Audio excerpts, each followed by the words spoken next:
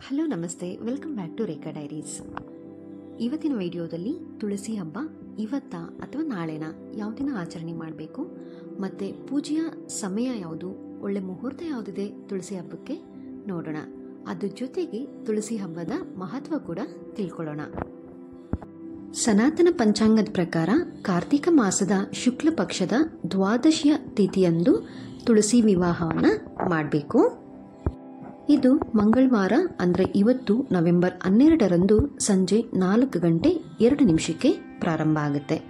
ಇನ್ನು ನವೆಂಬರ್ 13 ಅಂದರೆ ನಾಳೆ ಬುಧವಾರ ಮಧ್ಯಾಹ್ನ 1:01 ಕೊನೆಗೊಳ್ಳುತ್ತೆ.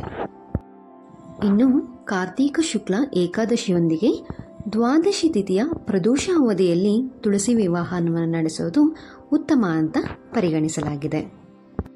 ಅಂದರೆ ನವೆಂಬರ್ 12 ಅಂದರೆ ಇವತ್ತು ಸಂಜೆ ಪ್ರದೋಷ ಕಾಲದಲ್ಲಿ ತುಳಸಿ ವಿವಾಹವನ್ನು ಮಾಡೋದು ಉತ್ತಮ ಅಂತ ಹೇಳಲಾಗುತ್ತೆ. ತುಳಸಿ ವಿವಾಹಕ್ಕೆ ಶುಭ ಮುಹೂರ್ತ ಯಾವುದು ಅಂತ ನೋಡೋಣ. ತುಳಸಿ ವಿವಾಹಕ್ಕೆ ಶುಭ ಸಮಯ ನವೆಂಬರ್ 12 ಮಂಗಳವಾರ ಸಂಜೆ 5:29 ಇಂದ 7:53 ಈ ಅವಧಿಯಲ್ಲಿ ತುಳಸಿ ವಿವಾಹವನ್ನು ಮಾಡೋದಕ್ಕೆ ಶುಭ ಸಮಯ ಪ್ರಶಸ್ತವಾಗಿದೆ. ಇನ್ನು ತುಳಸಿ ಹಬ್ಬದ ಮಹತ್ವ ಏನು ಅಂತ ತಿಳ್ಕೊಳ್ಳೋಣ. ಹಿಂದೂ ಧರ್ಮದಲ್ಲಿ ತುಳಸಿ ವಿವಾಹಕ್ಕೆ ವಿಶೇಷವಾದ ಮಹತ್ವ ಇದೆ. ದಂತಕಥೆ ಪ್ರಕಾರ ಒಂದು ಕಾಲದಲ್ಲಿ ಜಲಂಧರನೆಂಬ ರಾಕ್ಷಸ ಇದ್ದ. 3 ಲೋಕಗಳಲ್ಲೂ ಕೂಡ ಭಯವನ್ನು ಸೃಷ್ಟಿ ಮಾಡಿದ್ದ. ಅವನ ಪತ್ನಿ ವಿಷ್ಣುವಿನ ಮಹಾನ್ ಭಕ್ತೆ ಮತ್ತು ನಿಷ್ಠಾವಂತ ಮಹಿಳೆ. ಆಕೆಯ ಹೆಸರು ವೃಂದ. ಪತಿಯ ಮೇಲಿನ ಭಕ್ತಿ ಮತ್ತು ಆಕೆಯ ತಪಸ್ಸಿನಿಂದ ಜಲಂಧರನನ್ನ ಯಾರಿಗೂ ಸೋಲಿಸೋದಕ್ಕೆ ಅಸಾಧ್ಯ ಆಗಿತ್ತು.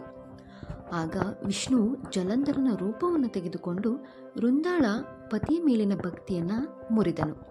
ಅದಲ್ಲದೆ ವಿಷ್ಣು ಜಲಂಧರನನ್ನು ಕೊಂದನು. ಇದರಿಂದ ಕೋಪಗೊಂಡಂತ ವೃಂದ ಭಗವಾನ್ ವಿಷ್ಣುವನ್ನು ಕಲ್ಲಾಗುವಂತೆ ಶಪಿಸಿದಳು. ವಿಷ್ಣುವಿನ ಈ ರೂಪವನ್ನು ಶಾಲಿಗ್ರಾಮ ಎಂದು ಕರೆಯಲಾಗುತ್ತೆ.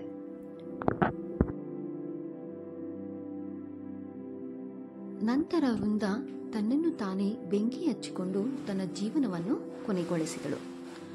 ವೃಂದ ಆತ್ಮಹತ್ಯೆ ಮಾಡಿಕೊಂಡ ಜಾಗದಲ್ಲಿ ತುಳಸಿ ಗಿಡ ಬೆಳೆಯತೊಡಗಿತು.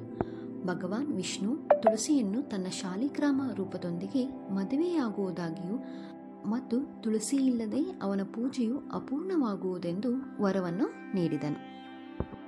ಆದ್ದರಿಂದ ದೇವೋತ್ಥಾನ ಏಕಾದಶಿಯ ಮರುದಿನ ಶಾಲಿಗ್ರಾಮ ಅಂದರೆ ವಿಷ್ಣುವು ವೃಂದ ಅಂದರೆ ತುಳಸಿಯನ್ನು ಮದುವೆಯಾಗುತ್ತಾನೆ. ಈ ಕಾರಣದಿಂದಾಗಿ ತುಳಸಿ ಎಲೆಗಳನ್ನು ವಿಷ್ಣು ಪೂಜೆಯಲ್ಲಿ ಸಹ ಬಳಸಲಾಗುತ್ತೆ.